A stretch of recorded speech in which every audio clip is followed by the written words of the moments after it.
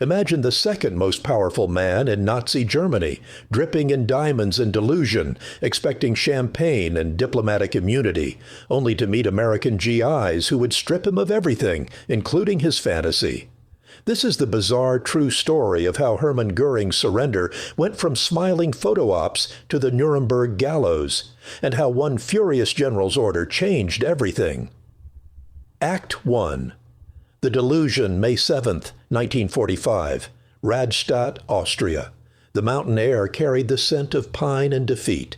Hermann Wilhelm Göring, Reichsmarshal of the Greater German Reich, Commander-in-Chief of the Luftwaffe, and Adolf Hitler's designated successor, descended from his motorcade wearing 16 rings on his fingers.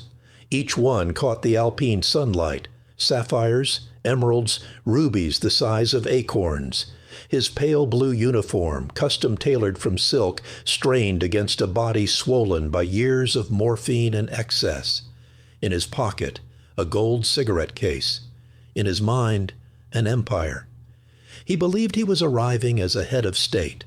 The soldiers of the United States 36th Infantry Division, the Texas Division, watched him approach their checkpoint with expressions ranging from curiosity to disbelief.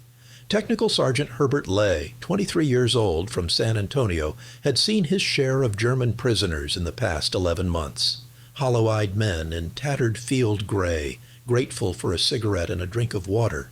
But this was something else entirely. Göring extended a manicured hand. "I am Reichsmarshal Hermann Göring," he announced in practiced English, his voice carrying the confident boom of a man accustomed to stadiums full of cheering crowds. "I wish to speak with General Eisenhower. I am prepared to discuss the terms of Germany's future." Sergeant Lay, whose uncle had died at Anzio, shook the hand. It was soft, perfumed. Later he would tell reporters he did not know what else to do. The man before him represented everything they had been fighting against for 4 years, yet he stood there as if arriving at a garden party, trailing a convoy of vehicles packed with Louis Vuitton luggage, cases of French cognac, and a personal physician. What followed would become one of the war's most surreal episodes, a 72-hour fever dream where protocol dissolved, cameras clicked, and the American military inadvertently threw a welcome party for one of history's most wanted war criminals. Act 2. The Architecture of Delusion. To understand how Göring arrived at this moment, believing silk and smiles would insulate him from justice, requires stepping back into the theater of Nazi power, a place where reality had been optional for more than a decade. Hermann Göring had been many things: a decorated World War I fighter ace with 22 confirmed kills, an early Nazi true believer, the architect of the Gestapo, the economic plunderer of Europe, and the man responsible for the Luftwaffe's strategic direction. By 1945, he had added one more role: the Third Reich's most delusional survivor. Hitler was dead by his own hand in a Berlin bunker 7 days earlier. The man who had once called Göring my most loyal paladin had, in his final hours, stripped him of all titles and expelled him from the Nazi Party for the crime of attempting to assume leadership while the Führer still breathed. Göring's last telegram to Hitler, a carefully worded request for permission to take over, had been interpreted as treason. But Göring, cushioned by 20,000 paracodeine pills and a reality-distorting addiction that had consumed him since 1942, processed none of this accurately. In his mind, he remained what he had always been: indispensable, brilliant, beloved.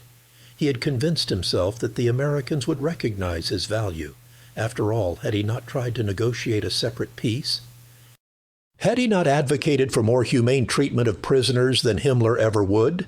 Surely the victors would see him as a reasonable man, a bridge between worlds, a statesman trapped in a regime he had only partially supported. The truth, of course, was grotesque in its opposite. Göring had signed orders that led to the deaths of millions. He had personally overseen the looting of art treasures from Jewish families across Europe, amassing a collection worth hundreds of millions of dollars. His Luftwaffe had bombed Rotterdam into rubble, had rained fire on London for 57 consecutive nights, had dropped anti-personnel mines disguised as toys in Soviet villages. The list of his crimes stretched longer than any inventory of his stolen paintings. But on May 7th in the Austrian Alps, surrounded by remnants of his staff and more luggage than a Hollywood starlet, Hermann Göring believed he was about to begin a new chapter as a diplomatic intermediary. He had rehearsed his talking points. He had selected his most impressive medals, the Pour le Mérite, the Grand Cross of the Iron Cross, a unique creation he had designed himself featuring diamonds and platinum. He had brought along his finest wines. He had no idea he was dressed for his own funeral. Act 3, the opening act of absurdity. The Americans, to their later regret, played along. It began innocently enough. Brigadier General Robert Stack, Assistant Division Commander of the 36th, arrived at the Rastatt checkpoint to personally oversee the surrender of such a high-value prisoner. Stack, 50 years old, a West Point graduate who had fought in World War I and earned the Distinguished Service Cross, approached the situation with a mixture of professional curiosity and strategic caution. Here was a man who might possess valuable intelligence about remaining German forces, about potential resistance movements, about buried secrets of the Reich. Protocol suggested formal but distant treatment. Reality, however, had other plans. Göring, ever the performer, seized the initiative. He asked if he might be photographed with the American officers. Stack, perhaps thinking of intelligence value, perhaps simply caught off guard by the sheer audacity, agreed. Within minutes, soldiers were lining up for snapshots. Göring smiled broadly, his pale eyes crinkling with what appeared to be genuine pleasure. He signed autographs. He distributed small gifts from his collection. A silver cigarette case here, a monogrammed handkerchief there. "You are Germany's enemies," he said at one point, in a tone suggesting he was explaining a minor misunderstanding. "But you are also soldiers who understand honor. The war is over. Now we must think of the future." Private First Class Anthony Aiello from Brooklyn later recalled feeling distinctly uncomfortable as he stood next to Göring for a photograph. "It was like meeting Al Capone, and he's asking about your family," Aiello said in a 1986 interview. "You know he's a monster, but he's being so damn friendly that your brain can't quite process it." The afternoon stretched into evening. Someone suggested dinner. Göring, delighted, expressed his appreciation for American hospitality. What emerged from the division's mess tent that night would later cause a political firestorm. Fried chicken, mashed potatoes, green beans, white bread with butter, coffee, and canned fruit cocktail for dessert. Standard GI fare, the kind of meal every soldier in the European theater had eaten 1,000 times. But this was not being served in a foxhole or a mess line. This was being served on actual plates at an actual table to Hermann Göring, who ate with gusto and complimented the cook. The photographs from that dinner show American officers and enlisted men sitting elbow to elbow with one of the 20th century's greatest criminals, everyone smiling as if at a Rotary Club meeting. Göring, in the center, looks positively jovial. His uniform jacket is unbuttoned. A piece of chicken hovers near his mouth. Captain Daniel Swentek, seated to his left, is mid-laugh at something Göring has just said. Later, when these images appeared in Stars and Stripes, Life magazine, and dozens of American newspapers, the reaction would be instantaneous and volcanic. But on that May evening in a small Austrian town where the war had just ended and exhaustion had seeped into everyone's bones, the men of the 36th Infantry Division simply did what came naturally. They treated their prisoner like a human being. Göring, of course, interpreted this as confirmation of his theory. He was not a prisoner. He was a guest. He was not a war criminal. He was a diplomatic asset. By the time he retired to his guarded quarters that night, a comfortable room in a local inn, far superior to any foxhole, he was already composing his opening remarks for his meeting with Eisenhower. Act 4, The Fury of Eagles. 300 miles north in Reims, France, General Dwight David Eisenhower was having a very different evening. The Supreme Commander of Allied forces in Europe had just overseen the formal German surrender, signed at 2:41 in the morning on May 7th. He had worked for 5 years toward this moment, through North Africa, Sicily, Normandy, the Battle of the Bulge, and the final drive into Germany. He had managed coalition warfare with the diplomatic skill of a chess master and the determination of a Kansas farm boy who did not accept excuses. He had buried friends, signed orders that sent men to their deaths, and carried the weight of free civilization on shoulders that rarely showed the strain. Now, with victory achieved, Eisenhower was in no mood for nonsense. The first photographs from Austria reached his headquarters on May 8th. Someone handed him a copy of Stars and Stripes with a front-page image, American soldiers grinning alongside Hermann Göring. Eisenhower's face, normally composed in the careful neutrality of command, flushed red. According to witnesses, he did not shout, he rarely did, but his voice dropped to a tone that made colonels nervous. "Get me General Stack on the line, now." What Eisenhower understood, with the clarity that separates great commanders from merely competent ones, was that this was not just a failure of protocol. This was a moral disaster. Millions of Americans had sons, husbands, fathers, and brothers who had died fighting the regime Göring represented. Millions more had relatives in Europe who had been murdered in camps, burned out of cities, starved in sieges. And here were American soldiers, smiling and sharing chicken with one of the architects of that suffering. The radio crackled. Stack's voice came through, defensive before Eisenhower had said a word. "Sir, I can explain. You will not explain, General. You will listen." Eisenhower's words were precise, each one a hammer strike. Hermann Göring is a war criminal. He is not a diplomat. He is not a head of state. He is not entitled to courtesy, to comfortable quarters, or to friendly conversation. He is entitled to a cell, interrogation, and a trial. Do I make myself clear? Yes, sir. Strip him of his medals, strip him of his luggage, strip him of every privilege he believes he possesses. He is to be treated as what he is, a prisoner facing charges of crimes against humanity. And General? Sir? If I see one more photograph of American personnel fraternizing with Nazi leadership, the people in that photograph will be looking for new assignments, possibly in the Pacific, effective immediately. Eisenhower hung up. He turned to his chief of staff, Lieutenant General Walter Bedell Smith, and said something that would become part of military legend. "We did not fight this war to have tea with monsters."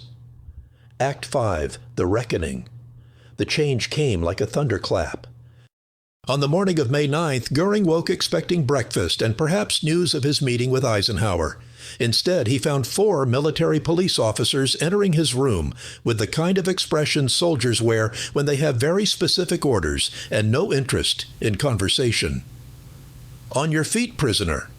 The word prisoner seemed to physically strike him. His face, which had been soft with sleep and expectation, hardened into something approaching comprehension. But not quite, not yet. "I demand to speak with General Stack. There has been a misunderstanding." "No misunderstanding. You're being transferred. Now." What followed was a methodical dismantling of the fantasy Göring had constructed. The MPs began with his medals, unpinning each one with the efficiency of men who had been ordered to show zero respect. The Pour le Mérite, Germany's highest military honor, went into a canvas bag. The Grand Cross, dripping with diamonds, followed. When Göring protested, reaching for the Grand Cross as if it were a drowning man's rope, a sergeant simply moved his hand away. "That's government property now, sir." The luggage came next. 32 pieces in total, searched methodically. The Americans found astonishing things: a collection of emerald cufflinks worth more than a lieutenant colonel's annual salary, monogrammed silk pajamas, bottles of vintage champagne from France, looted artworks wrapped in velvet, and, most damningly, a leather case containing 20,000 paracodeine pills. Captain John M. Dolibois, a German-speaking intelligence officer assigned to process Göring, later wrote about the pharmaceutical discovery. "It was the moment we understood we were not dealing with a rational actor. This was a man who had been chemically insulating himself from reality for years. His surrender had not been a strategic calculation. It had been a narcotic dream. The pills were confiscated, all of them." And it was here, in this moment of pharmaceutical deprivation, that Göring's grip on his fantasy finally catastrophically failed. Within 6 hours of his last dose, the withdrawal began. His hands started trembling. Sweat appeared on his forehead despite the cool mountain air. His famous composure cracked like cheap porcelain. He asked for his physician, Dr. Ludwig Andra. Request denied. He asked for medication to ease the symptoms. Request denied. He asked, voice breaking now, for just one pill to take the edge off. Request denied. Major Douglas Kelly, an American psychiatrist assigned to evaluate high-value prisoners, examined Göring on May 10th. His notes, preserved in the National Archives, read, "Subject presents with acute opioid withdrawal syndrome, extreme agitation, tremors, dilated pupils, profuse sweating. Subject repeatedly asks about diplomatic proceedings. When informed no such proceedings exist, subject becomes combative, then despondent. Assessment. Patient is experiencing simultaneous collapse of chemical dependency and psychological delusion. Recommend continued medical supervision, but no pharmaceutical intervention. Let him clear." Let him clear. 3 words that represented more than medical judgment. They represented a deliberate stripping away of the armor Göring had worn for years. Without his drugs, without his medals, without his silk uniforms and smiling American guards, Hermann Göring was forced to confront what he actually was, a war criminal with nowhere to run. Act 6, The Intelligence Harvest. But even in his diminished state, Göring had value, not as a diplomat, but as a source. The American intelligence apparatus, led by officers who understood that ego could be leveraged even when power could not, began a series of interrogations that would stretch across weeks.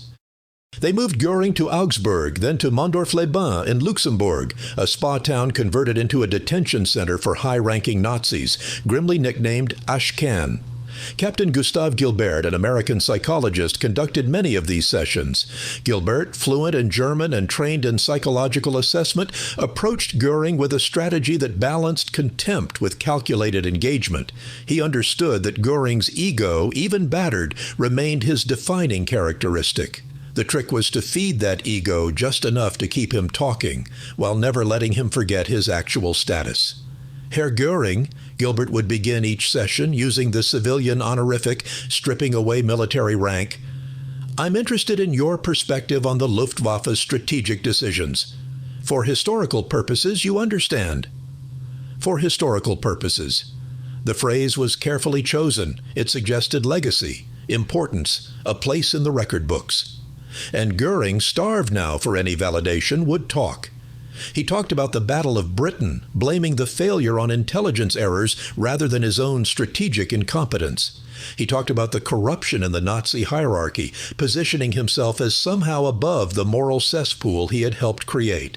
He talked about Hitler with a mixture of reverence and resentment, unable to fully abandon the man who had given him power and then stripped it away. Gilbert's notes reveal a man at war with himself. Göring oscillates between grandiosity and despair.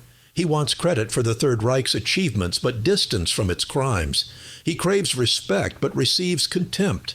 Most tellingly, he seems genuinely puzzled that his surrender did not result in the diplomatic treatment he expected. When I explained that the Allies view him as a war criminal, he responded, "But surely they understand I was only following orders." The same defense every Nazi uses, yet he seems to believe it holds special weight coming from him. The Americans extracted valuable intelligence about hidden weapons caches, about Nazi gold transfers, about the location of stolen art collections. Göring, desperate to demonstrate his continued relevance, gave it all up. He drew maps. He provided names. He authenticated documents, all while maintaining the fiction that he was participating in some kind of collaborative historical project rather than building the prosecution's case against himself. Act 7. The Machinery of Justice. By autumn 1945, the Allied powers had decided on their response to Nazi atrocities, a trial. Not summary executions, though many argued for them. Not indefinite detention without charges. A trial conducted in accordance with law, documented for history, broadcasted to the world. The International Military Tribunal at Nuremberg represented something unprecedented, the victors putting the vanquished on trial under a legal framework that applied equally to all nations. 24 defendants representing the full spectrum of Nazi leadership would face charges of crimes against peace, war crimes, and crimes against humanity. Hermann Göring would be defendant number 1. His prominence in the dock was deliberate. Of all the surviving Nazi leaders, Göring remained the most recognizable, the most associated with Hitler, the most symbolic of the regime's character. He had been there from the beginning, at the beer hall putsch in 1923, wounded in the groin and fleeing to Austria. He had been there during the rise to power, using his connections and charisma to legitimize Hitler among conservative elites. He had been there during the glory years, hosting lavish parties at Karen Hall, his palatial estate, while Europe burned. Now he would be there for the ending. The trial opened on November 20th, 1945, in Nuremberg's Palace of Justice, deliberately chosen because it had been the site of Nazi party rallies, a symbolic reclamation of space. Göring, now substantially thinner after months of forced sobriety and a controlled diet, walked into the courtroom wearing a plain gray suit. No medals, no uniform, no rings. He looked for the first time in decades like what he actually was, a 52-year-old man facing a reckoning. The prosecution, led by American Supreme Court Justice Robert Jackson, built its case methodically. They presented documents bearing Göring's signature, orders for mass deportations, authorizations for slave labor, directives to intensify bombing of civilian targets. They presented testimony from survivors, Jews who had been robbed of their property, resistance fighters who had been tortured in Gestapo cells, Allied pilots who had been shot after parachuting from disabled aircraft in direct violation of international law. They presented evidence of the Luftwaffe's role in the Holocaust, how Göring's transport planes had carried Einsatzgruppen death squads to Eastern Europe, how his airfields had provided logistic support for concentration camp supply chains, how his officers had participated in mass executions, and they presented Göring's own words, captured in intercepted communications and recorded speeches. The Jew must be eliminated, he had said in 1941. They are parasites. In another speech, I will decide who is Jewish in Germany. And most damningly, if there is going to be hunger, it will not be in Germany. It will be in the occupied territories. Göring listened to all of this with an expression that cycled through emotions, like a man flipping through radio stations, boredom, irritation, brief flashes of what might have been shame, though never sustained, and always, underneath everything, calculation. He was planning his defense. Act 8. The performance. When Göring finally took the stand in his own defense on March 13, 1946, he delivered what would be his final great performance. For 3 days, he testified. His attorney, Otto Stammer, lobbed softball questions that allowed Göring to present himself as a loyal German patriot, a soldier following orders, a man who had tried to moderate Hitler's worst impulses. Göring spoke eloquently about German pride, about the injustices of the Versailles Treaty, about his personal honor as a fighter ace. He was, in moments, quite compelling. This was the Hermann Göring who had charmed industrialists and seduced aristocrats, the showman who understood how to work a crowd. Several observers noted that, had the context been different, his testimony might have been persuasive, but context was everything. When Justice Jackson rose for cross-examination, he systematically dismantled Göring's narrative. He confronted him with document after document, each bearing Göring's signature, each authorizing atrocities. He presented the economic records showing how Göring had personally profited from Jewish dispossession. He played recordings of Göring's speeches celebrating violence against Germany's enemies. The exchange that defined the trial came on March 18th. Jackson: You testified that you were a soldier following orders, but you were also the second highest ranking official in Germany. Who exactly were you following? Göring: I followed the Führer, as was my duty. Jackson: And when the Führer ordered the extermination of Jews, you followed that order? Göring: I was not involved in those particular operations. Jackson: Not involved. You signed the order creating the Einsatzgruppen. You signed the order for the deportation of Dutch Jews. You signed the order establishing ghettos in Poland. You may not have operated the gas chambers personally, Herr Göring, but you built them. You staffed them. You filled them. That is not following orders. That is giving them. The courtroom fell silent. Göring's face, which had maintained theatrical composure for days, cracked. For just a moment the mask slipped, and what showed beneath was something like recognition. Not remorse, never remorse, but recognition that his performance had failed. Act 9. The Verdict. On October 1, 1946, after 10 months of trial, the International Military Tribunal delivered its verdicts. Göring was found guilty on all 4 counts: conspiracy to commit crimes against peace, planning and waging wars of aggression, war crimes, and crimes against humanity. The judges cited his unique position of authority and his direct responsibility for many of the crimes committed by the Nazi regime. The sentence? Death by hanging. Of the 24 original defendants, 12 would receive death sentences, including Göring. 3 were acquitted. The rest received prison terms ranging from 10 years to life. When the verdicts were read, Göring showed no visible emotion. He simply stood, straight-backed, and accepted the judgment. But behind the scenes, he was already planning his final act of defiance. Göring had always been obsessed with his image, with how history would remember him. Death by hanging, he believed, was undignified, a common criminal's end, not befitting a Reichsmarshal. He began lobbying for death by firing squad, arguing it was the appropriate fate for a soldier. The request was denied. So Göring decided to write his own ending. Exactly how he obtained the cyanide capsule remains debated. Some historians believe it was smuggled in by a sympathetic guard. Others think it had been hidden in his belongings since his capture, overlooked despite multiple searches. The most likely explanation involves Lieutenant Jack G. Wheelis, an American guard whom Göring had cultivated with charm and small talk. Wheelis always denied helping, but investigators noted he had been given several gifts by Göring in the weeks before the execution. However it arrived, the capsule waited in Göring's cell at Nuremberg prison, hidden somewhere the meticulous American searches had missed. Act 10.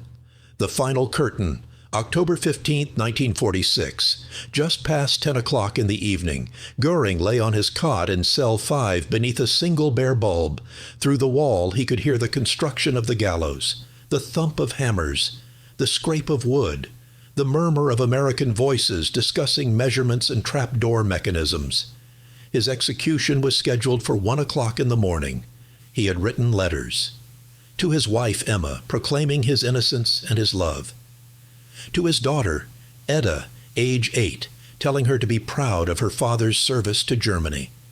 To the Allied authorities, explaining that he chose the way of the warrior rather than submit to hanging.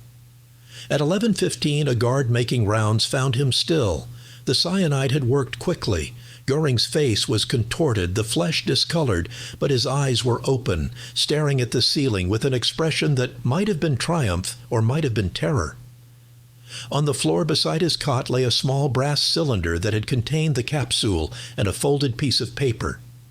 The note read, "To the Allied Control Commission, I would have let you shoot me, but I will not allow the executioner to hang me. Hermann Göring, Reichsmarshal." The Americans were furious. Eisenhower, informed of Göring's suicide in the early morning hours of October 16th, reportedly slammed his fist on his desk. The whole point of the trial had been to demonstrate that justice operated through law, not through individual choice. Göring, even in death, had found a way to assert control, to steal the final word. But history had other plans. The remaining 10 condemned men were hanged as scheduled. Their bodies, along with Göring's corpse, were cremated. The ashes were scattered in the Isar River, location undisclosed to prevent the creation of any memorial or shrine. No marker, no grave, no place for sympathizers to gather. Hermann Göring, who had dreamed of diplomatic immunity and comfortable retirement, who had expected to be treated as a statesman rather than a criminal, who had surrendered expecting smiles and chicken dinners. Hermann Göring ended as ash in an unmarked stream, remembered only for his crimes. Epilogue, The Reckoning of Memory, 79 years after that strange May evening in Austria. The photographs from Göring's surrender remain troubling. They capture a moment when exhaustion, relief, and disbelief combined to create a temporary moral confusion. The American soldiers who smiled for those cameras were not villains. They were men who had fought for 3 years through North Africa, Italy, France, and Germany. They had seen horrors. They had performed acts of extraordinary courage. And in a single moment of surreal transition, they made a mistake. That mistake does not define them. But it teaches us something essential, that the fight against evil does not end with military victory. It requires moral vigilance in the aftermath, the kind Eisenhower demonstrated when he saw those photographs and understood immediately what was at stake. The lesson of Hermann Göring's surrender is not that American soldiers failed, it's that the American system succeeded. When the fraternization happened, senior leadership corrected it instantly. When the trial came, justice was methodical, documented, and fair, more fair than Göring had ever been to his victims. Göring wanted to be remembered as a warrior, a leader, a historical figure of importance. Instead, he is remembered as a cautionary tale of what happens when power becomes unmoored from morality, when ego drowns conscience, when a man believes himself above judgment. The 36th Infantry Division went on to distinguished service in post-war Germany and beyond. General Eisenhower became President of the United States, leading the nation he had helped save. The prosecutors at Nuremberg established legal principles that continue to shape international law. And Hermann Göring became dust, swept away by water, forgotten by time, except as a symbol of everything humanity must resist. That May evening in Austria, the chicken dinner, the smiling photographs, the handshakes, was not the end of the story. It was the moment before America remembered who it was and what it had fought for. And then, with cold precision and hot determination, it set things right.